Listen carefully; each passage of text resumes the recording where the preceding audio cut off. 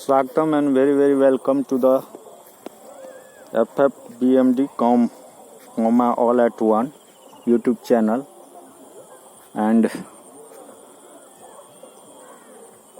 a lecture series on you are watching or seeing a lecture series on the research methodology.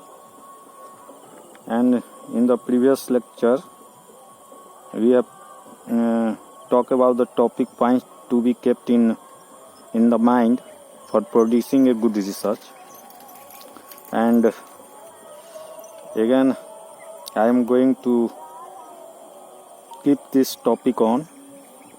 So essentially, trivial analysis should not be performed.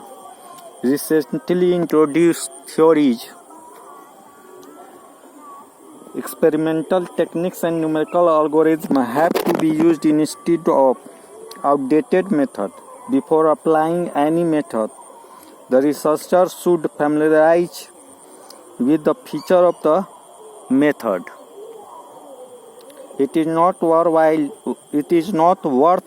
to continue in a particular direction if the results are trivial and less informative. If similar problems have already been done, then a researcher should not consider it as important but could treat it as a useful exercise. In this connection, we wish to quote the Nobel laureate Werner Heisenberg.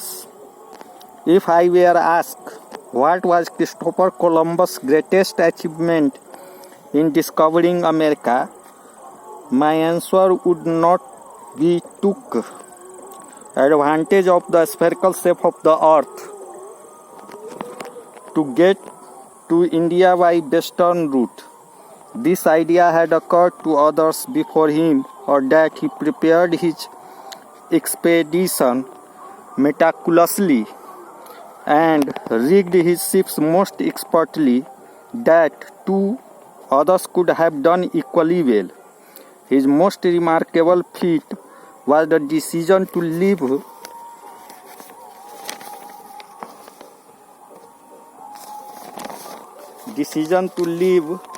the known regions of the world and sail westward, for beyond the point from which provision could have gotten him back home again. In science, too, it is impossible to open up new territory unless one is prepared to leave the safe anchorage of established doctrine and run the risk of a hazardous leap forward. However, when it comes to entering new territory, the very structure of scientific thought may have to be changed, and that is far more than most men prepared to do. We do research by conceiving information and openings from important research papers published by other researchers in the topic of interest and continuing in our own directions. The work of some other researchers might have formed the basis of our research. Similarly, our research outcomes should help other researchers. That is, the work should be such that it should invite others to read and, more importantly, use it and cite it in their research work. Our work should lead to recognition and respect. It should fetch joy and benefits others and as well as to us. As told by Maharshi Jayaprasadeshwar Gupta of Kannad Ashram, each and every work of us may not produce novelty, but if we work towards novelty, then definitely in the course of research there would come a fascinating and exciting breakthrough.